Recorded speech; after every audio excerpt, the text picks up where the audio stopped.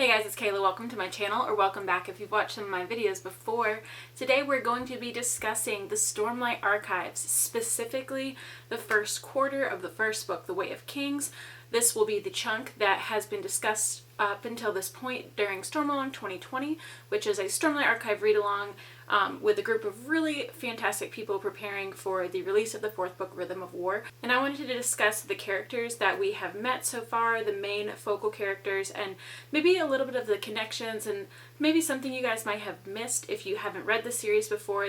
I know there's a lot of information happening. There's a ton of new things and ideas that you don't really see in a lot of fantasy stories, and so it is overwhelming. I know the first time that I read it, I felt like I just didn't have a great grasp of anything that was happening. I just kept reading, and eventually there was huge payoff, and it's my favorite series of all time. And so I wanted to make a video that kind of goes hand in hand with the chapters that we have read up to this point, chapters 1 through chapter 17, the first quarter of the book. It's about 275 or so pages, so any information that is going to be in this video will pertain only to information that you can glean from those chapters. So Szeth, Sons of Villano, is one of the main characters that we meet first. He's not a major point of view character by any means, but he definitely plays an integral role. He's the catalyst that starts the chain of events that progresses throughout this book. It is the beginning of the war between the Alethkar and the Parshendi, and that is going to be a main focal point and setting for this book in general. So it's definitely something that's important. He's an important character, and even though he doesn't have a ton of chapters, he does appear in some interludes that are inserted in the different parts of the book to kind of break up the different sections. So you do see him throughout it, and he's definitely a character that you want to remember. He's also the first person we really get to see use magic. I know that the magic doesn't make sense right now. It is very early on in the book, and a large portion of the reason you don't understand the magic is because nobody really does. You know, that's kind of the point of this. The mystery behind it, the revelations and learning these things about the history of the world and the religions and everything else is a main part of the reason these books are so good. And so I promise you there is magic, but you have to be patient. Brandon will provide, I promise you. So in the same chapter that we meet Szeth, we also meet Gavilar Khalin. Gavilar Khalin is the king of the Alethi. The Alethi are known for really liking war, and they fight a lot, and they're just not a very peaceful people. And so when we come into this, Gavilar is making a peace treaty with the Parshendi. Eventually we glean in the book that, you know, Gavilar changed a lot in his later years. Like, he used to be really gung-ho war, that's what he wanted, and that in his later years in life he began to read books and changing his ways because of the books that he was reading. So there are a couple other characters mentioned in this chapter that are mentioned later in the books, and one of the ones I want to point out specifically is Sadeas. Sadeas is a character that we don't really like in this book. He's kind of a jerk to Dalinar, who is another viewpoint character, and in the present, I know when I read this book, I didn't notice Sadeas in the beginning because it's so early in the book. You haven't met him yet. The name means nothing, and it's just like something that you read, you know. But Sadeas is taking the place of the king, and so if Szeth hadn't figured out that Gavilar is actually the one in Shardplate, he would have gone after Sadeas and murdered Sadeas. So Sadeas is there. He knows Gavilar. He knows him well enough to stand in his stead and potentially die for him. And so I think that's something interesting to note in this part specifically, because if you read this for the first time, you're not going to notice that. It's something that stood out to me in my reread of it. I thought it was an interesting development to Sadeas' character. Moving into the rest of the Khalins, we have Dalinar Khalin.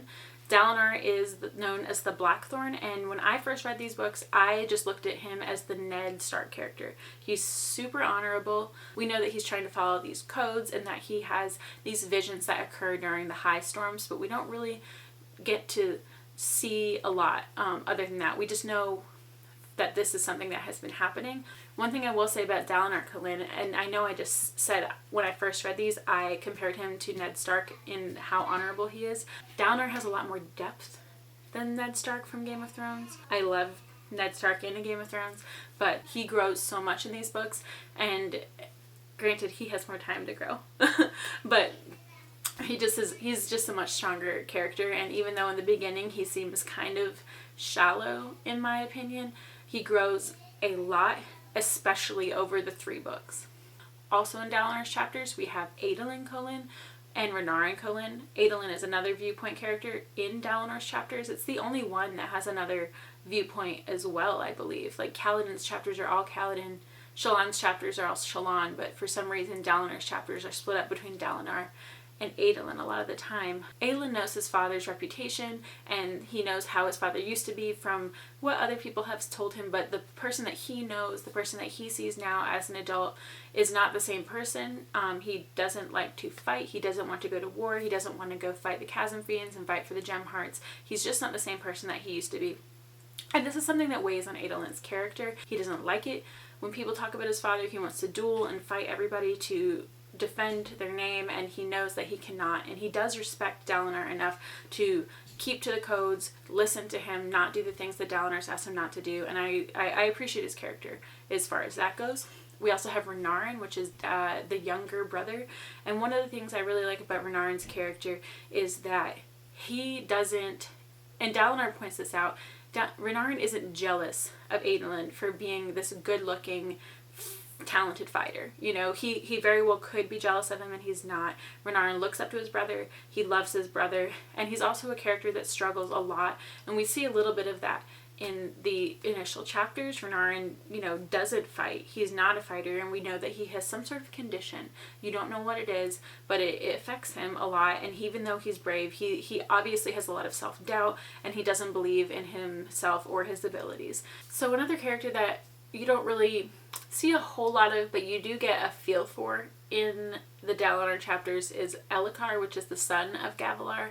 So Elhokar's character is not super likable. He's obviously super suspicious. He doesn't really trust anybody, and he, granted, has a right. You know, his father was assassinated, and so he's constantly worried about assassins coming to kill him, but at the same time, he also doesn't take a lot of other things seriously. He just feels like he should let the High Princes do whatever they want, and that bickering between them is fine. He thinks that his father's choices in the end of his life were a weakness, and that Dalinar choosing to try to fulfill Gavilar's last wishes is a weakness in him as well, that they should be fighting the Parshendi, they should be fighting for these Gem Hearts, and that whatever they're doing right now, the past 6 years of this constant state of warfare that has been going on and not changing at all, basically, is how they have to continue fighting, I guess, forever. You know, he has no plans to change. He has nothing. He's just like, this is what we do, and this is how we fill the Vengeance Pact, and this is our life. And Dalinar is challenging it, and Elhokar is just like, you know, buddy, you're weak. You're old and you're weak, and you know, maybe your time's up. He doesn't really treat Dalinar with a whole lot of respect, and he's not a likable character. He's just not. Okay, so the next character we're going to talk about is Callan Stormblast. Callan is my favorite character. I love him so much. A lot of things happen to Callan in this book. It is his book. The arc in this book focuses on Callan, and so most of the growth, most of the things that happen are going to revolve around him. So if you love him, get ready, because you're in for a real treat. He's the kind of character that you root for. He just has so many horrible things going on. When we start out, you know that he is in an army, he's a spearman, and he's trying to help all these other young boys who will probably go and get killed in other squads, but Kaladin scoops them up, he pays money, he tries really hard and does all these things to try to save as many people as he can. And we don't know what happens yet, but Kaladin goes from being this soldier in an army to, in another chapter, being a slave, and we know at this point he has escaped from different slave masters 10 times and has been branded with a Shash brand, which means that he is marked as dangerous, and he's going to be hard to sell and treated poorly because of these things. And we know that no matter what he does, he can't save anybody. He just keeps living, and nobody else does except for him, and he cannot deal with it. He has survivor's guilt. Like, no matter what happens, everyone he cares about dies, everyone he tries to help dies, and he just can't deal with it. He's depressed, he is suicidal, and he just can't catch a win. And the ironic thing is that Kaladin, who has been training and working so hard to finally get to the Shattered Plains, in the army, makes it to the Shattered Plains, but as a slave. And he has these hopes, this small glimmer of hope that he will be able to fight as a soldier in the army again, because he is a young man, he is in good physical condition, and you know, that hope is wiped away too. At this point, you don't think his life can get worse, and then it does, you know? Like, he gets sent to this bridge crew, and this is a death sentence. They're just carrying these giant bridges as a large group of men, and they just run straight into battle with this giant bridge on their shoulders every day, in and out, getting arrows fired on them, and just, you know, it's the worst life, just waiting to die, basically. His character growth in this is immense. He goes from wanting to kill himself to rallying, to realizing, you know, I need to try this again. I've got to give it one more shot. I've got to try to do these things for Bridge 4 and for myself. And that's one of the great parts about this book, is Cal he just doesn't give up. Another character that goes hand in hand with Cal is Sylphrena. She is a Spren that he meets. I know that Spren are kind of a weird thing, but kind of just look at them as a fairy, and they appear with like emotions or, you know, elements. It's kind of a strange thing. They appear at random times. There's just Spren everywhere. Just get used to that being a thing. It's weird. I remember when I read this and I was like, what the hell is a Spren? Why has no one explained this? Did I miss something? Is there something in here that explains what they are? And you just have to go with the flow. that is what it is. But Syl is a different type of Spren, because she has thoughts and a conscience, and she's obviously different. Cal notices she's different. She realizes that she's changing and growing and having these memories and developing this intelligence that other Spren don't have, and that connection between them is really beautiful too, because Cal is such a dark person and Syl has this innocence about her and this spontaneity, and she's fun and witty, and I really love the dynamic between the two of them, and it just continues to get better as the story goes on. So during Dalinar's chapters, we learned that the bridge crews are only utilized by Sadeas, and that Dalinar refuses to use bridge crews because it's a waste of human life, because it is essentially just sending men out to get killed, and if you wouldn't do it, then you can't ask your men to do it. It's another moment that really resonates with me, because it reminds me so much of Ned Stark when he says if you pass the sentence, then you need to swing the sword. Like, it reminds me of that a lot in a lot of ways. But anyway, that creates the connection between Kaladin and Dalinar, and you can start to see with all of these point of view characters the small ways that they're kind of connected in the world. Okay, so finally we're going to discuss Shalonda Var. Shalonda is actually my least favorite character point of view in this book.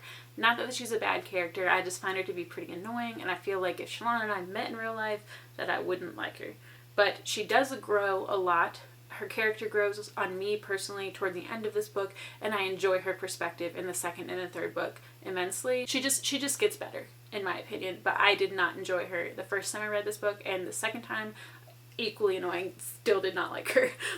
Nothing changed in that aspect. But Shalon's character has a little more depth than you think initially, because she goes to this character, Jasnah Kholin, who is Dalinar's niece, the dead king Gavilar's daughter, and the current reigning king Elhokar's sister. Jasnah is a heretic and an atheist, and also one of the most renowned scholars in Roshar. She is an intimidating woman and one of my favorite characters in all of these books. I absolutely love her.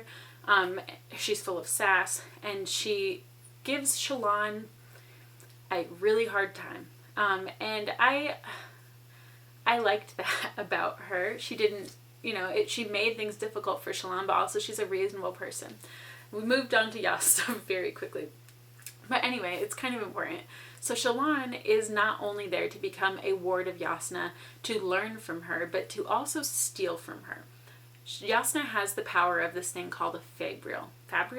They use Stormlight to create different technology to help them. So in this case, the Fabrial that Jasnah has, she uses to remove a wall or change the rock into steam.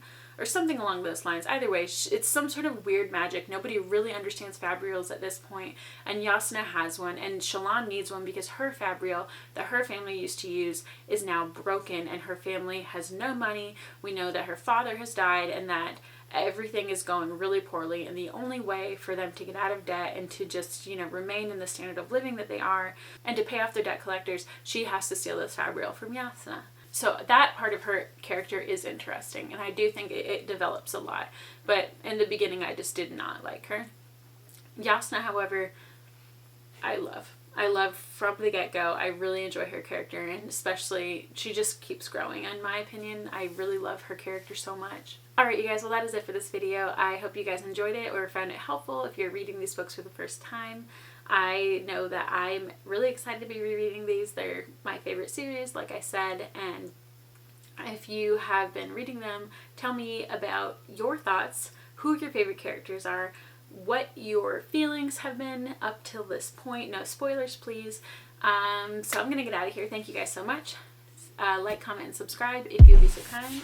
Stay tuned, and there'll be more to come.